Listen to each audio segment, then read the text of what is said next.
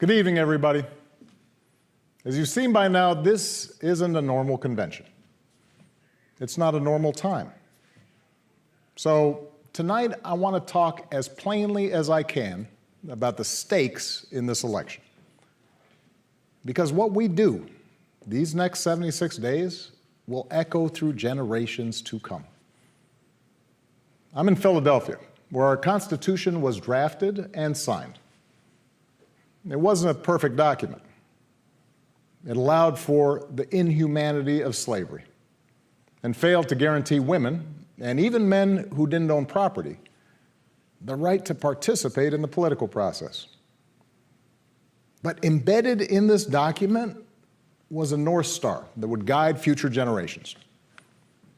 A system of representative government, a democracy, through which we could better realize our highest ideals. Through civil war and bitter struggles, we improved this Constitution to include the voices of those who'd once been left out. And gradually, we made this country more just and more equal and more free. The one constitutional office elected by all of the people is the presidency.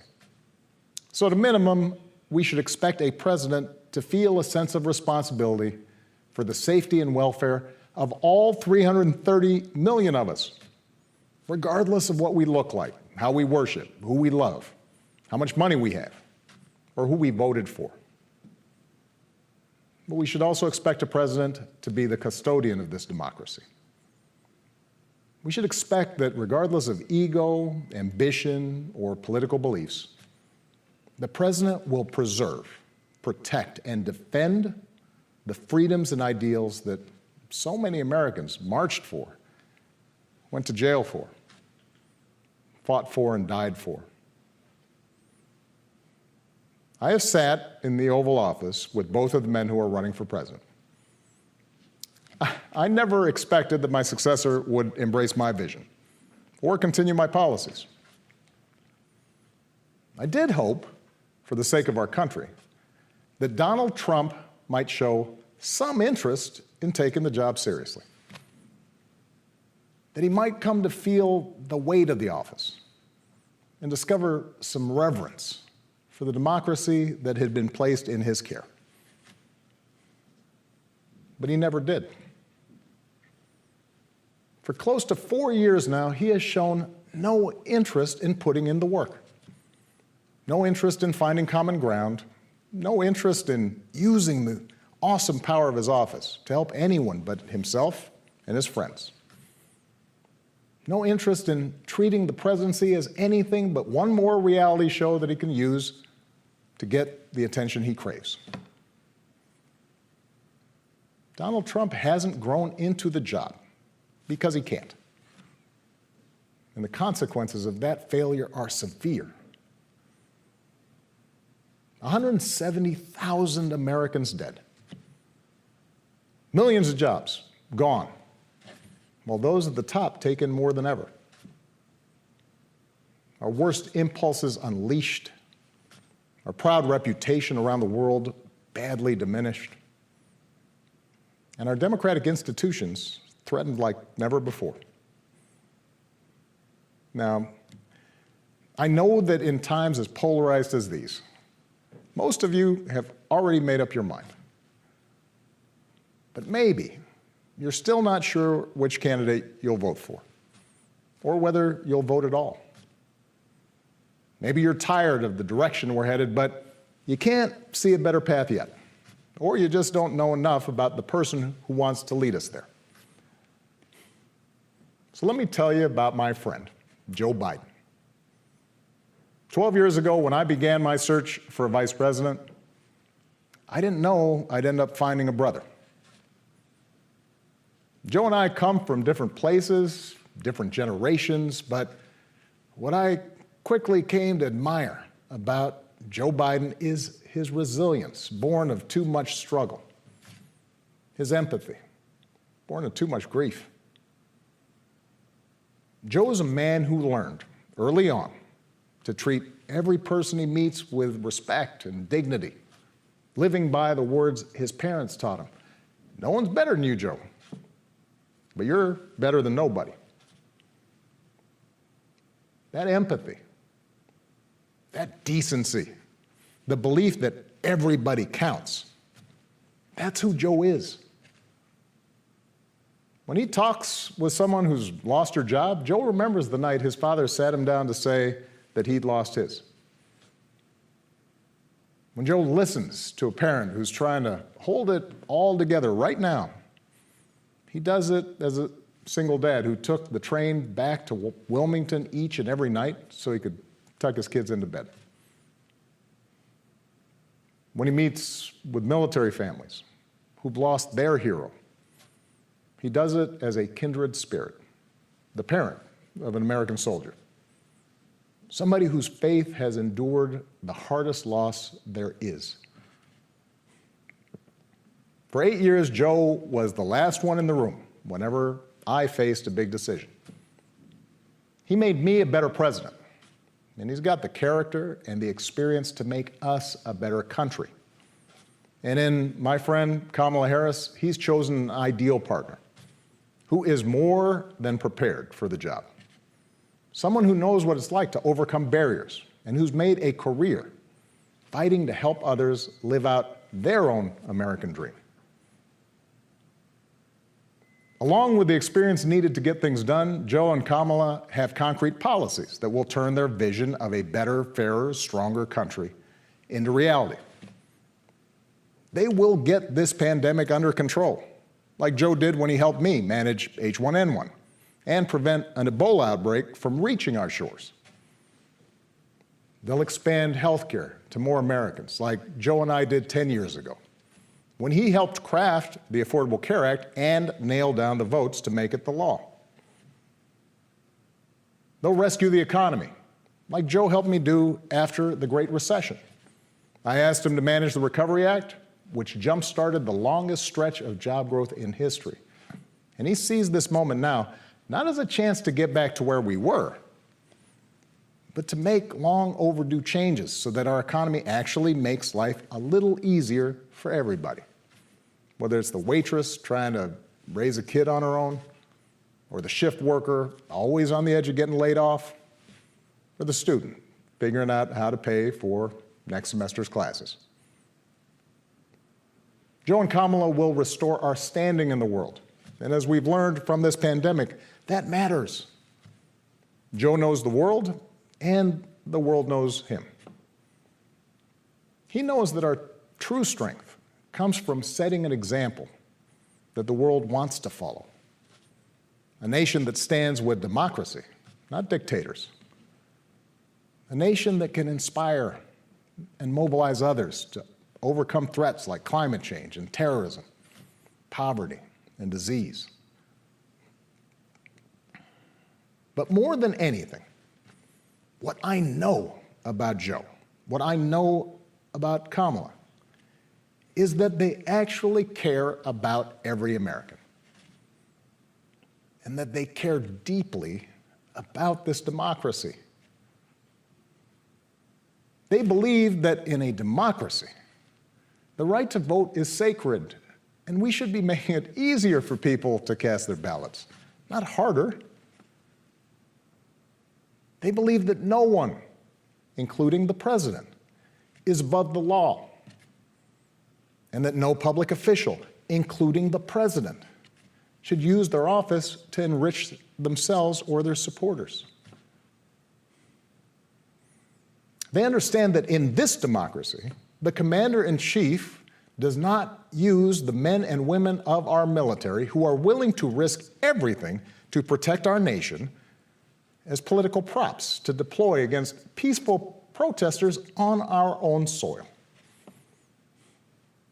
They understand that political opponents aren't un-American just because they disagree with you.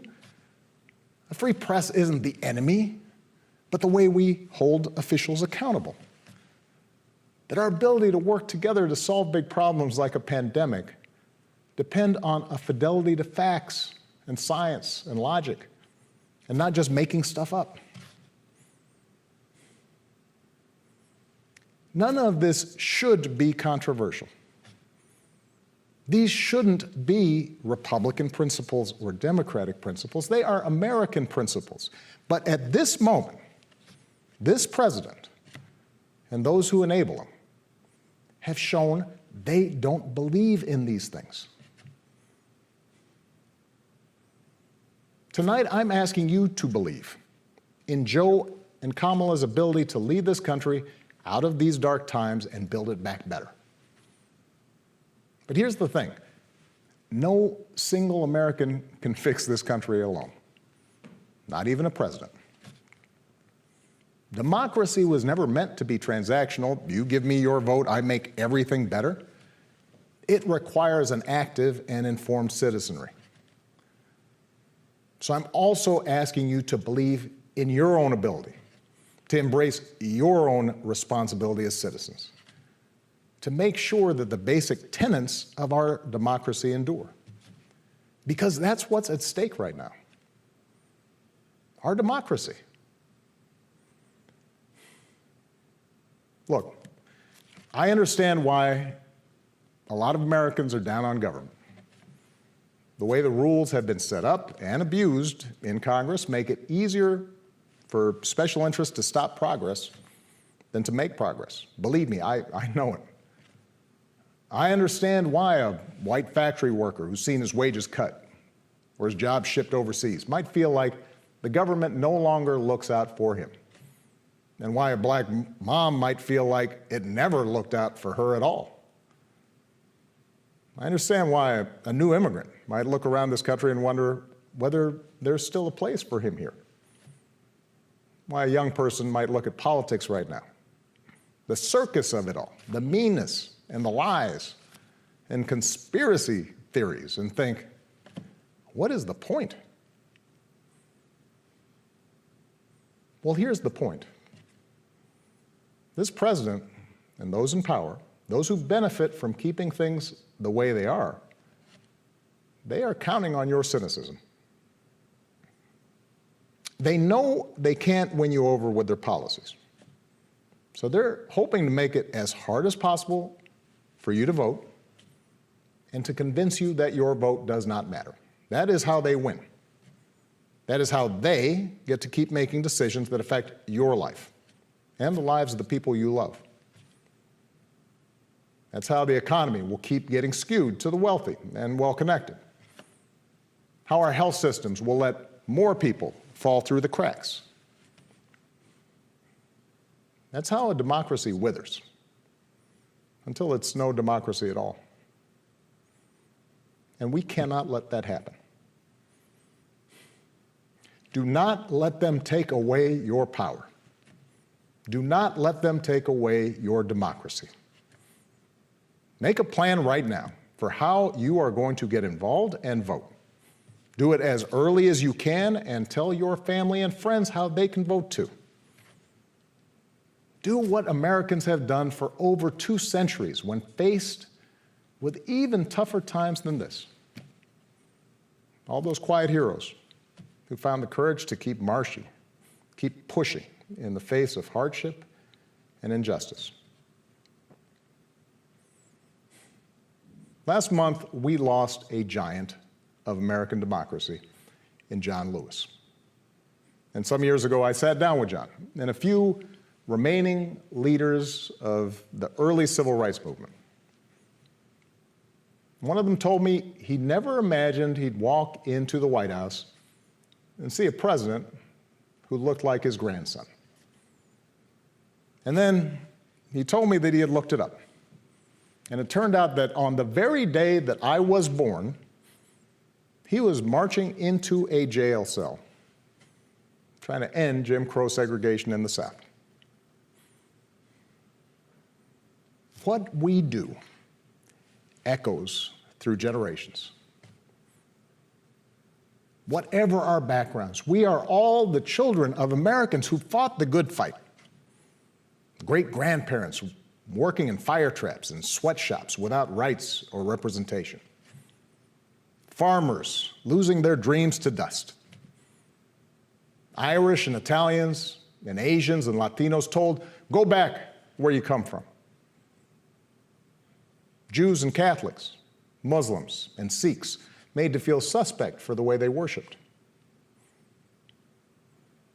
Black Americans chained and whipped and hanged, spit on for trying to sit at lunch counters, beaten for trying to vote.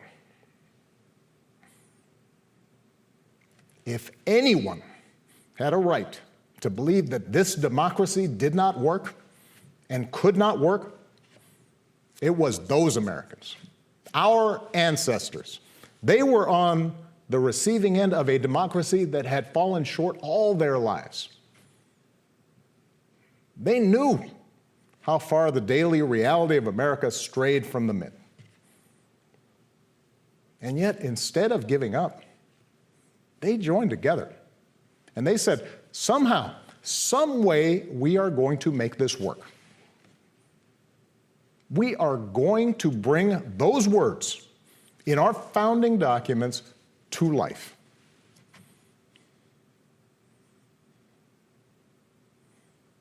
I have seen that same spirit rising these past few years. Folks of every age and background who packed city centers and airports and rural roads so that families wouldn't be separated, so that another classroom wouldn't get shot up, so that our kids won't grow up on an uninhabitable planet.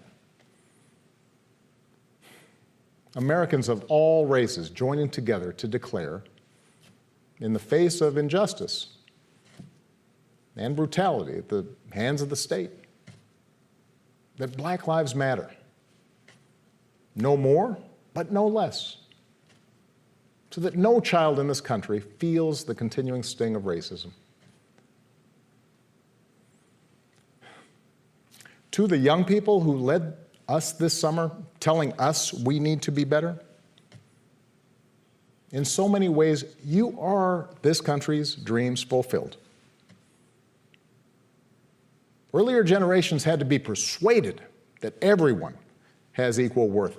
For you, it's a given, a conviction. And what I want you to know is that for all its messiness and frustrations, your system of self-government can be harnessed to help you realize those convictions for all of us. You can give our democracy new meaning. You can take it to a better place. You're the missing ingredient. The ones who will decide whether or not America becomes the country that fully lives up to its creed. That work will continue long after this election. But any chance of success depends entirely on the outcome of this election. This administration has shown it will tear our democracy down if that's what it takes for them to win. So we have to get busy building it up by pouring all our efforts into these 76 days and by voting like never before for Joe and Kamala and candidates up and down the ticket so that we leave no doubt about what this country that we love stands for today and for all our days to come. Stay safe. God bless.